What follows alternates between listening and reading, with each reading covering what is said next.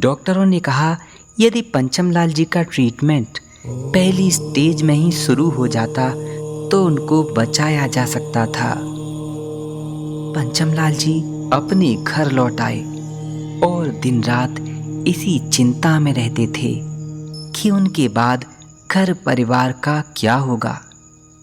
ये कैंसर रूपी मृत्यु उनके सामने नाच रही थी।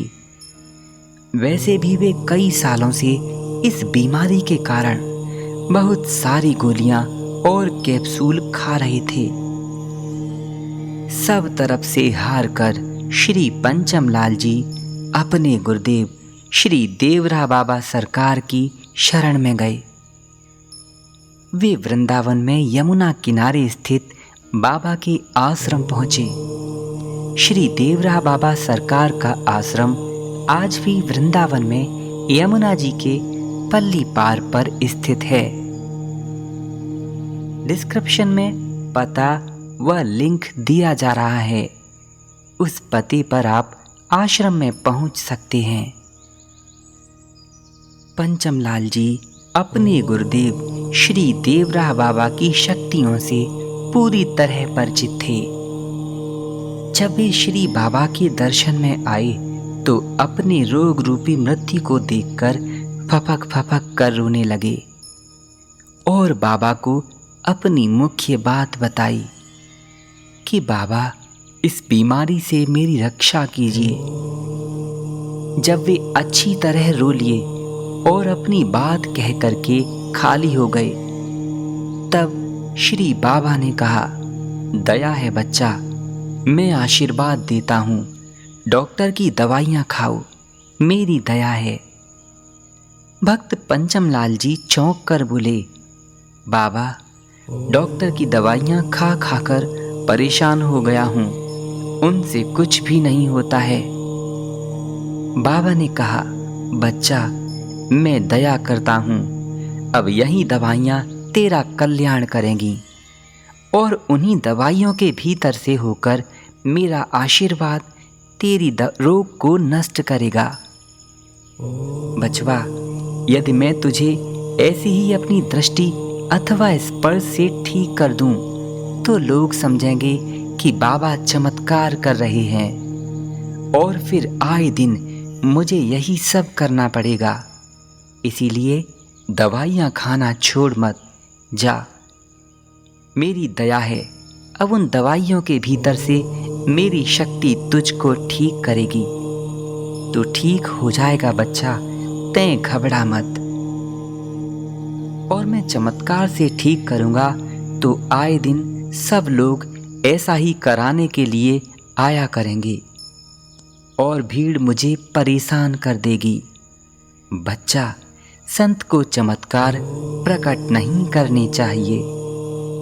संत के परोपकार तो ईश्वर के हृदय में अपने आप छप जाते हैं। दुनिया वालों के सामने इसे प्रकट नहीं करना चाहिए, वरना आजकल स्वार्थ के पीछे भागने वाली ये दुनिया आए दिन संतों को शांति से नहीं रहने देगी और भीड़ उनके साधन और भजन को नष्ट कर देगी। बच्चा, संत परमात्मा के लिए ही जीते हैं और वे अपने इसी काम से दूर हो जाएंगे।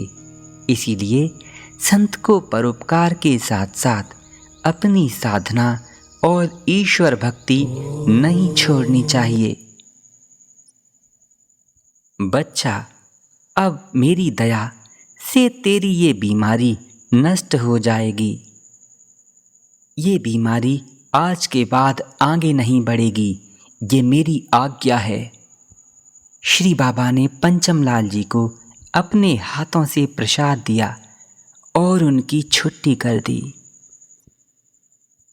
बाबा की आज्ञा लेकर पंचमलाल जी घर वापस आ गए और उन्होंने वे दवाइयाँ फिर से खाना शुरू कर दीं जिनको वे तंग आकर छोड़ चुके थे। लेकिन आश्चर्य हुआ, 10-15 दिन खाने से ही उन्हीं दवाइयों ने भक्त पंचमलाल जी को बहुत लाभ किया।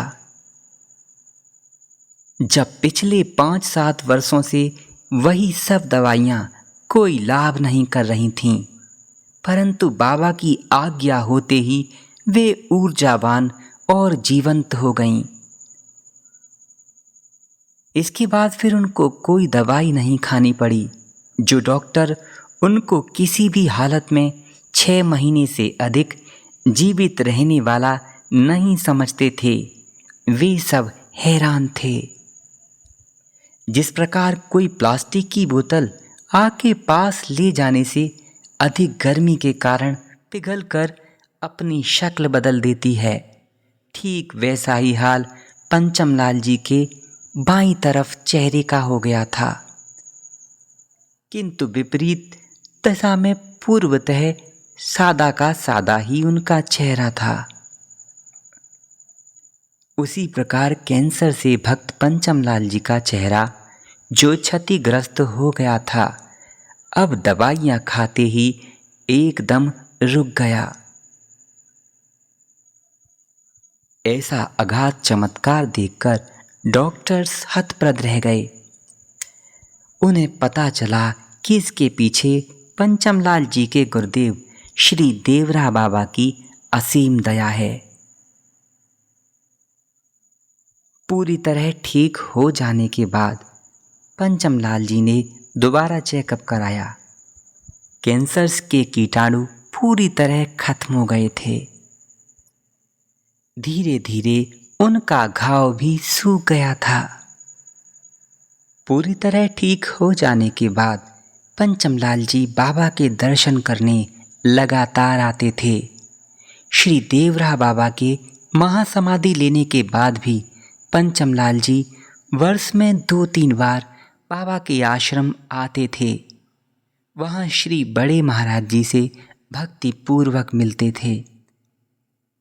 यथा समय निकालकर वे आश्रम में सेवा भी किया करते थे। श्री बाबा की ऐसी अनेकों रहस्यमय कथाएं हैं, जहाँ उन्होंने उनके भक्तों की प्राण रक्षा की है। पंचमलाल जी की बाबा के चरणों में अगाध श्रद्धा है। ऐसी परम दिव्य